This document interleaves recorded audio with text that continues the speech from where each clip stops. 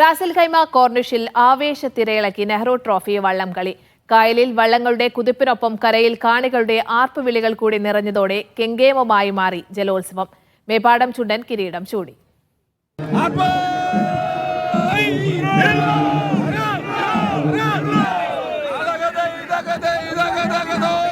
അടുത്തതായി മത്സരിക്കാൻ പോകുന്നത് ആയുർമിനാർ YMC റാങ്ക്.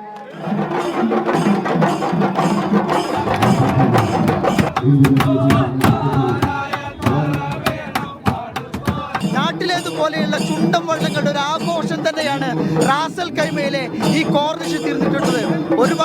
ഒരുപാട് ആളുകളാണ് ഈ ആഘോഷം, ചുണ്ടൻ വള്ളത്തിന്റെ ആഘോഷം കാണാനായി ഇവിടെ എത്തിയിട്ടുള്ളത്. അടിപൊളി. റാസൽ ഖൈമയിലെ മലയാളികൾക്ക് എക്കാലവും ഓർമ്മിക്കാൻ തക്ക ഭാഗത്തിനുള്ള പരിപാടിയാണ്.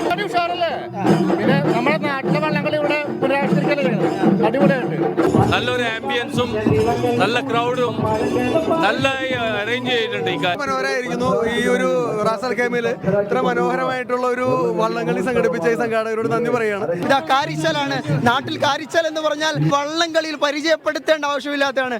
കാരിച്ചാൽ എങ്ങനെയുണ്ട്? കുഴപ്പമില്ല, നൈസായിട്ട് കഴിഞ്ഞ പരിപാടി ഇല്ലില്ല. ഇനി നമ്മൾ ടൈം നോക്കണം. ബെസ്റ്റ് ടൈം ആണെങ്കിൽ നമ്മൾ ഫൈനലിൽ കയറും.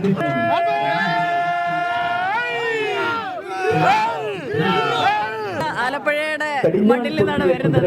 കുട്ടനാട്ടിൽ നിന്നാണ്. അടിപൊളിയാണ്. ഞങ്ങളുടെ ആവേശം ഇങ്ങനെ ചെറുതല്ലിക്കൊണ്ടിരിക്കുകയാണ്. ഞങ്ങളിങ്ങനെ അത് തന്നെ കണ്ടില്ലായിരുന്നു. നല്ല രസമാണ്. ഞങ്ങള് ഫുൾ ത്രില്ലാണ്. തീരത്തെ ആവേശം കായലിലേക്ക് കൂടി നീണ്ടതോടെ സംഗതി കളറായി.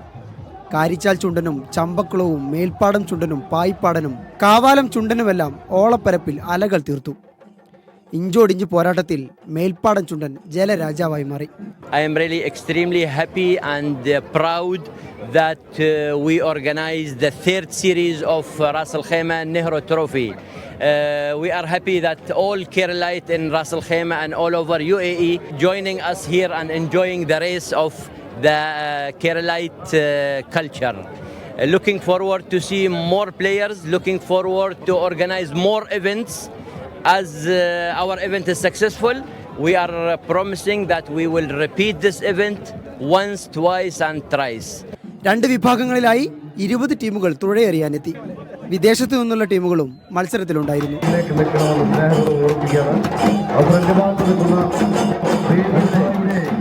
മലയാളികളുടെ ഒത്തൊരുമ കൂടിയാണിത്.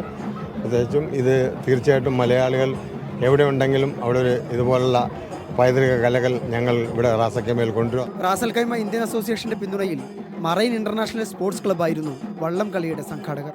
ഓളപ്പരപ്പിലെ ഈ ആവേശത്തിനൊപ്പം കട്ടക്ക് കൂടെ നിൽക്കുന്ന മലയാളികളുടെ മനസ്സാണ് റാസൽ ഖൈമ വള്ളം കളിയുടെ വിജയം. ക്യാമറമാൻ യാസിർ അറഫാത്തിനൊപ്പം അബ്ബാസ് മുഹമ്മദ്, റാസൽ ഖൈമ.